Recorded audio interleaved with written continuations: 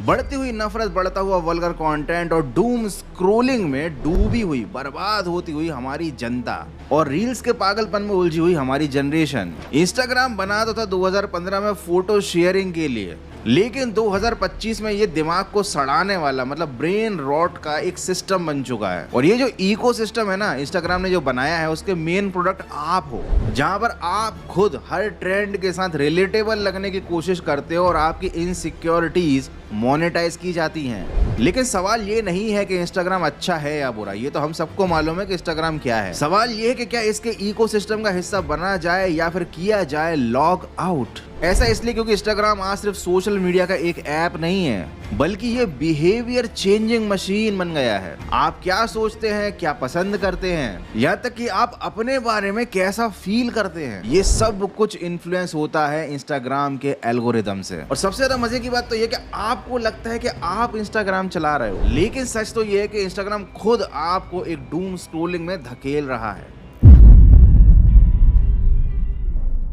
Roman सैटायरिस्ट juvenile का एक बहुत ही फेमस कोट है, if you give people free bread and circus they will be doomed. और ठीक यही सब आजकल इंस्टाग्राम जैसी सोशल मीडिया की एप्स कर रही हैं, जहां पर आपको मिलती है फ्री डोपामिन की ब्रेड लाइक्स और अटेंशन के रूप में, और मिलता है आपको फ्री का सर्कस एंडलेस एंटरटेनमेंट के रूप में, और आप उसको बिना सोचे समझे कंज्यूम किए जाते हो। हर स्वाइप और हर रील आपके ब्रेन को एक डोपामिन हिट देता है और इस रिवार्ड के कारण आप वापस आते हो और ये लूप चलता रहता है। लेकिन कभी सोचा है कि ऐसा होता क्यों है? क्यों आप इंस्टाग्राम में आते हो कुछ और करने के लिए, लेकिन घंटों निकल जाते हैं और आप सोचते हो बाद में, करे यार क्यों मोबाइल उठाया था मैंने, क्या करने के लिए, और ये मैंने क्या कर लिया, मेरी पूरी एनर्जी चली गई, बहुत ही रील्स देखता रहा मैं, बेसिर पैर की रील्स, फालतू के कमेंट्स पढ़ता। तो भैया ऐसा इसलिए होता है क्योंकि एल्गोरिदम जो है ना इंस्टाग्राम का, वो बहुत स्मार्ट बन चुका है। वो आपको ऐसा कंटेंट दिखाने के लिए ट्रेंड है पूरी तरीके से, जो आपको प्लेटफॉर्म पर रोक कर रखे। अगर आप गलती से भी किसी कंट्रोवर्शियल रील पर 3 सेकंड रुक गए तो आपका फीड हेट कंटेंट से भर दिया जाएगा। इसी मैनिपुलेशन को लेकर 2021 में एक्स फेसबुक एम्प्लॉय फ्रांसिस हाउजेन ने रिवील किया था कि इंस्टाग्राम ने खुद एक्नॉलेज किया था कि उनका प्लेटफॉर्म टीन गर्ल्स की बॉडी इमेज और मेंटल हेल्थ को नेगेटिवली इंपैक्ट करता है। बोले तो इंस्टाग्राम का जो एल्गोरिथम है वो जानता है कि वो लोगों को मेंटली हर्ट कर रहा है, लेकिन यही तो उसका काम है। उसे आपकी हर्टिंग वर्टिंग से कोई मतलब नहीं है, वो चाहता है कि आप ज़ोंबी बन के कंटेंट देखते रहो, क्योंकि आपकी इनसिक्योरिटीज और आपकी लस्ट की वजह से ही तो बनता है भैया रेवेन्यू। नहीं समझे तो जरा सोचो कि क्यों पुनीत सुपरस्टार और सोफिया अंसारी जैसे लोग इतने फेमस हो गए हैं। बिकॉज ये लोग दिखाते हैं अपना एक्सट्रीम कंटेंट। एक्सट्रीम कंटेंट बोले तो शॉक, क्रिंज एंड क्यूरियोसिटी, ये 3 चीजें किसी भी रील्स के एंगेजमेंट में आग लगा देती हैं। आप खुद को भूल जाते हो इन रील्स को देखने के चक्कर में, और इसी चीज का मजा बढ़ाता है डार्क ह्यूमर, जिसके नाम पर पेल के वल्गैरिटी फैलाई जा रही है। लोग कमेंट में डैंक बनने के लिए एक से बढ़कर एक डार्क जोक मार के जाते हैं। मतलब लिटरली इतना दिमाग अगर इंडियंस ने किसी सही जगह पे लगा लिया होता ना, तो आज सच में हम विश्वगुरु बन जाते हैं। और कुछ क्रिएटर्स ऐसी हैं जो बोल्डनेस के नाम पर पैसे और व्यूज के लिए हाइपर सेक्सुअलाइज्ड कंटेंट बना रहे हैं। बना क्या रहे हैं, बना रही हैं, क्योंकि लड़कों को मटकते हुए कौन ही देखना चाहता है। ये वो कंटेंट है जिसके लिए बच्चे VPN लगाते थे, छुप छुप कर चीजों को देखा करते थे। लेकिन यही कंटेंट बहुत ही बढ़िया तरीके से आज 14 साल के बच्चे के लिए इंस्टाग्राम पे अवेलेबल है। और प्रॉब्लम ये नहीं है कि कंटेंट वल्गर है या फिर लोग इस तरीके का क्रिंज कंटेंट बना रहे हैं। प्रॉब्लम ये है कि एल्गोरिथम इसे रिलेटेबल, वायरल और एंगेजिंग के टैग के साथ प्रमोट करता है, और इसकी वजह से ये जो कंटेंट है ना, ये नई जनरेशन के लिए एकदम नॉर्मल बन जाता है कि हाँ भैया यही वायरल है, यही चलता है, लोग यही देख रहे हैं और मुझे भी यही कंज्यूम करना चाहिए। आयरनी तो ये है कि भैया जो फीमेल एजुकेटर्स हैं या जो आर्ट के क्रिएटर्स हैं, उनको कोई विजिबिलिटी नहीं मिलती किसी प्लेटफॉर्म पे, खासकर इंस्टाग्राम पे। वहीं वल्गैरिटी वाले कंटेंट को मिलते हैं मिलियंस ऑफ व्यूज। तो अगर आपको लगता है कि लोगों की सोच इतनी ज्यादा गंदी है कि लोग बस गंदगी देखना चाहते हैं, तो ऐसा नहीं है मेरे भाई। ये बेसिकली इस प्लेटफॉर्म के द्वारा किया गया साइलेंट एंडोर्समेंट है। अब तुम सोचोगे कि भैया इंस्टाग्राम हमें ये गंदी चीजें क्यों दिखाना चाहता है, आखिर इंस्टाग्राम का इसके पीछे मकसद क्या है? तो भैया मकसद क्या है वो तो आप समझ ही गए होगे, यूथ को बर्बाद करना, सिंपल। लेकिन मकसद वर्ड से एक बढ़िया चीज याद आ गई, पॉलिटिक्स। आपने शायद ऑब्जर्व किया होगा, जब इलेक्शन का माहौल होता है, इलेक्शन आने वाले होते हैं या फिर देश में कोई बड़ी घटना हुई होती है, तो ये सोशल मीडिया की एप्स जो हैं, खासकर इंस्टाग्राम, ये पूरी बैटल फील्ड बन जाती है। मीम्स, क्लिप्स और रील्स सब डिजिटल प्रोपेगेंडा फैलाने लगते हैं। लेकिन 90% की जो पोस्ट होती है ना, वो सारी पेड होती है। तुम्हें लग रहा है कि इन्फ्लुएंसर तुम्हारे दिल की बात कर रहे हैं, वो दिल की बात नहीं कर रहे हैं, वो अपनी जेबें भर रहे हैं। और इसी बीच में आते हैं कुछ वो क्रिएटर्स जो अपने देश के लीडर्स का मजाक बना के बढ़िया तालियां बटोरते रहते हैं, और एल्गोरिदम साइलेंटली देखता रहता है कि कौन ज्यादा कंट्रोवर्शियल है, क्या है वायरल कंटेंट, किसका है एंगेजमेंट हाई, और बस फिर क्या, उसके बाद ये कंटेंट परोसा जाता है आपकी थाली में, मतलब आपकी फीड में। लेकिन ये जो चल रहा है ना, ये सब कुछ केवल पॉलिटिक्स, वल्गैरिटी, वायरलिटी तक सीमित नहीं है। ये प्लेटफॉर्म स्त्री और पुरुषों का दुश्मन भी है। और अगर आपको ये चीज बहुत ज्यादा अजीब सी लग रही है तो जरा आगे सुनो। तो भैया सिग्मा और मैस्कुलिनिटी के नाम पर कुछ क्रिएटर्स और कमेंट बॉक्स में कुछ लोग टॉक्सिक बिहेवियर को नॉर्मल करने में लगे हुए हैं। लेकिन भैया फीमेल भी कहीं कुछ कम नहीं है। कुछ female creators pseudo feminist, male hate और एक्सट्रीम विक्टिमहुड को ग्लोरीफाई कर रही हैं। हम सील भी उसी से तोड़वाते हैं जो हमें आईफोन के डब्बे की सील तोड़ने देता है। तुम कितनी भी 6 पैक्स बॉडी बना लो, हमारी बूटी तुम्हारे लैब पे नहीं, मर्सिडीज के एस क्लास में ही लैंड करेगी। हर इश्यू केवल एक जेंडर वॉर बन के रह गया, जिससे कोई सोल्यूशन नहीं निकालने किसी को, केवल व्यूज छापने हैं, पॉपुलैरिटी बढ़ानी है खुद की। क्योंकि भैया एल्गोरिथम जानती है कि जब जनता कमेंट सेक्शन में लड़ेगी, तभी तो एल्गोरिथम का और क्रिएटर का दोनों का फायदा होगा। क्योंकि इसी बहसबाजी के चक्कर में जनता ज्यादा देर तक प्लेटफॉर्म पर अपना टाइम बिताएगी। और जनता को अगर लड़ाना है तो भैया रिलीजियस हेट से बढ़कर क्या हो सकता है। मतलब वाह, आप धर्म के नाम पर कर दो कोई ना कोई ऐसी बात कि 2 ग्रुप के लोग आपस में करने लग जाए मुक्का लात, और फिर बस वीडियो वायरल। देश का क्या होगा, देश के युवा का क्या होगा, टाइम बर्बाद हो रहा है, उसका क्या होगा, किसी को कोई मतलब नहीं है। इवन इस टाइप की पोस्ट से अगर 2 टाइप के लोग लड़ रहे हैं, 2 गुटों के बीच मतभेद पैदा हो रहा है, तो ये भी तो गलत ही है ना। बट इससे किसी को कोई लेना देना नहीं है। आजकल के कंटेंट क्रिएटर की बातों पर आप आंखें मूंद कर भरोसा नहीं कर सकते, क्योंकि क्या सच है और क्या झूठ है,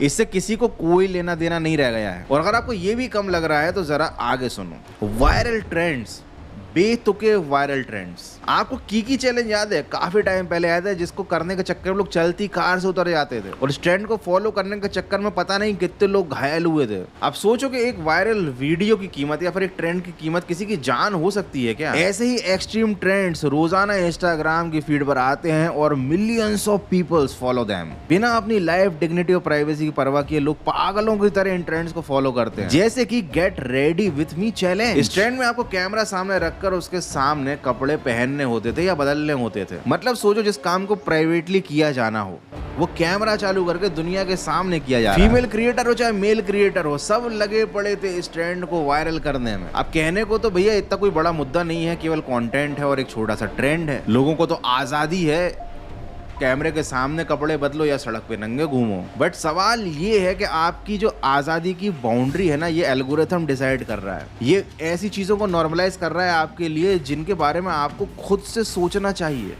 हमें पता होना चाहिए कि हम क्या देख रहे हैं और क्या सीख रहे हैं। और एक शॉकिंग बात पता है, नॉर्वे की एक नेशनल वाइड स्टडी के मुताबिक जो 37,000 से ज्यादा एडोलसेंस पर की गई थी, उन्होंने पाया कि जो टीनेजर्स रोजाना 3 या उससे अधिक घंटे सोशल मीडिया पर बिताते हैं, उन पर इन ट्रेंड्स के चक्कर में सेल्फ हार्म का रिस्क सिग्निफिकेंटली ज्यादा होता है। और ये रिस्क तब भी बना रहता है जब डिप्रेशन और एंजाइटी जैसे फैक्टर्स को एडजस्ट किया जाए।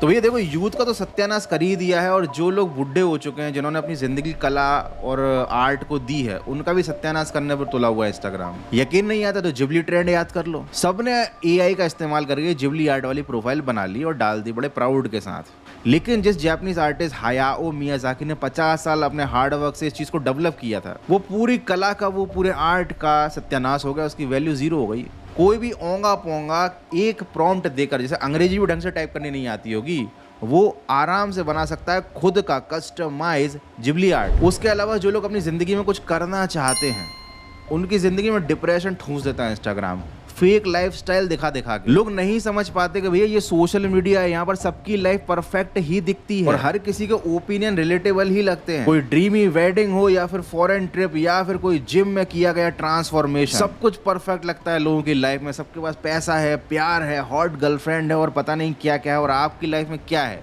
कुछ नहीं है। बस यही सोच जिस दिन आपके दिमाग में आ गई, उस दिन आप चले जाओगे डिप्रेशन की खाई में। और इससे निकलने के लिए आप क्या करोगे? और रील्स देखोगे और टाइम पास करोगे। और इंस्टाग्राम यही तो चाहता है। ये एल्गोरिथम आपके डिप्रेशन, फोमो और एंजाइटी का कारण भी बनता है और सोल्यूशन भी बनता है। ये तो बात हो गई प्रॉब्लम की। अब बात करते हैं सोल्यूशन की। सोल्यूशन एकदम सिंपल है।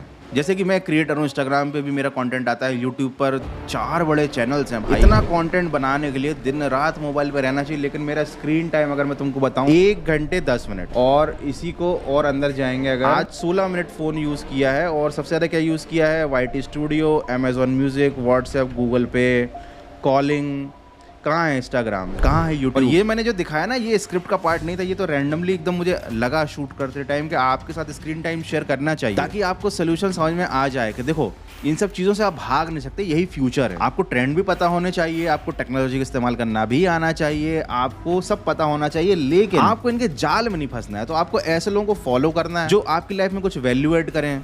फालतू का कंटेंट अगर आपको दिखे तो तुरंत उसको नॉट इंटरेस्टेड पे क्लिक करो, उसको ब्लॉक करो उसको, क्योंकि गंदगी अगर आपने एक बार 3-4 सेकंड में देख ली ना, बस आपकी फीड का कचरा कर देगा इंस्टाग्राम। और वीक में 1 या 2 दिन ऑफ ले लो। मेरा तो ऐसा सिस्टम रहता है कि मैं लिख कर रखता हूँ कि मुझे सोशल मीडिया यूज़ ही नहीं करना है।